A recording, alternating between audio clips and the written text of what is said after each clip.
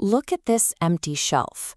Globally, retail loses $1.1 trillion annually to inventory distortion, a combination of physical stockouts and capital-draining overstock. This massive leak results from a persistent mismatch between predicted demand and actual sales.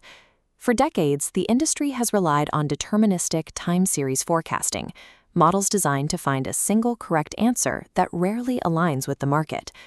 These models assume stationarity, the idea that historical averages and seasonal patterns reliably repeat. If you sold 100 units last July, the model expects you to sell roughly 100 units this July. This chart illustrates why that assumption fails. Modern consumer behavior is increasingly volatile. Omnichannel fragmentation and macroeconomic shocks create a jagged reality of actual demand that a smooth, predictable trendline cannot follow. In a non-stationary market, historical averages create a blind spot, hiding actual consumer behavior from the supply chain until it's too late to react. India's More Retail Limited, or MRL, faced this specific challenge across 600 supermarkets. To fix it, they moved away from manual statistical models. MRL changed their approach, boosting fresh produce forecast accuracy from 40 to 76%. It cut food waste 30%, improved in-stock rates 10%, and boosted profit 25%. We are going to deconstruct the specific algorithmic shifts and data treatments that made this possible. These results were achieved by decoupling prediction from execution using machine learning. In an enterprise ecosystem managing thousands of stock-keeping units, a machine learning system cannot treat every item equally. To prioritize computational resources, MRL implemented an ABC-XYZ matrix to categorize their inventory. The vertical ABC axis ranks sales contribution, with A representing the primary revenue drivers for the business. The horizontal XYZ axis ranks predictability. The Z category represents highly volatile, difficult-to-predict items that defeat standard statistical analysis. The primary target for the new machine learning deployment was the intersection of these two extremes. Focusing computational power on high-value, highly volatile products provides the most immediate impact on the bottom line. Algorithmic success begins with prioritizing which specific business problems the model is allowed to solve. Once the targets are isolated, the model's efficacy depends on granular data preprocessing, specifically targeting two data anomalies. The first anomaly is missing values. A 0 in the sales column could represent organic zero demand, meaning nobody wanted the item, or artificial zero demand, caused by a store closure or a stockout. Failing to flag artificial zero demand trains the model to expect low future demand. The data must be explicitly tagged so the algorithm learns the context of the zero. The second anomaly involves outliers. This chart plots a bill-level KPI against specific dates, showing a baseline of demand interrupted by extreme vertical spikes. These massive single-day volume spikes are rarely organic consumer trends. They are usually pre-planned B2B institutional purchases that can skew future consumer forecasts.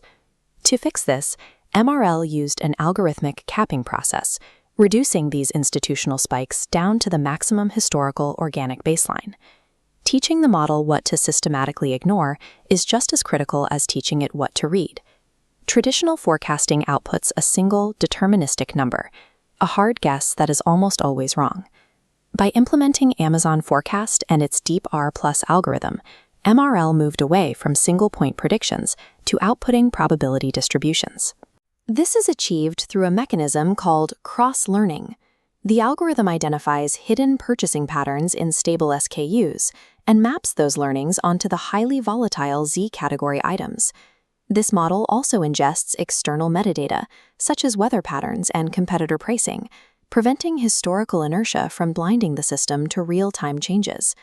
The system maps the total landscape of probability, allowing for contextual adaptability rather than trying to hit a single perfect number. Predicting consumer demand and calculating resource allocation are two different tasks. In this system, they are physically decoupled. MRL feeds the Deep AR+ probability forecast into a physically separate order engine running on its own EC2 instance. This engine uses a specific mathematical formula to generate purchase orders. Order equals forecast minus current stock plus an indent adjustment for localized variables. The intelligence of this engine comes from dynamic quantile shifting. If a specific product triggered stockout risk flags over the last 3 days, the system automatically slides up to a higher probability quantile, using the P60 forecast to buffer inventory. If the item is flagging for high shrinkage, indicating waste, the system shifts downward to a more conservative P40 quantile. These minute mathematical adjustments happen autonomously for every SKU across the entire network. Decoupling the pipeline allows the system to autonomously balance the cost of waste against the cost of stockouts, eliminating human bias. This macro view shows the end-to-end architecture of MRL's deployment. Historical demand and external data live in the Amazon Redshift data lake. Those datasets are wrangled via Python on EC2 instances.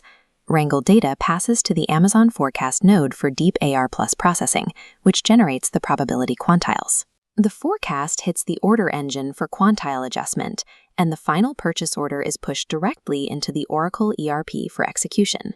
MRL built an architecture that digests nonlinear volatility and executes hundreds of thousands of complex daily decisions without human intervention.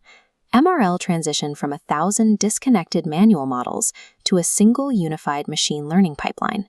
They recognized that attempting to predict a single deterministic number in modern retail is a mathematical impossibility.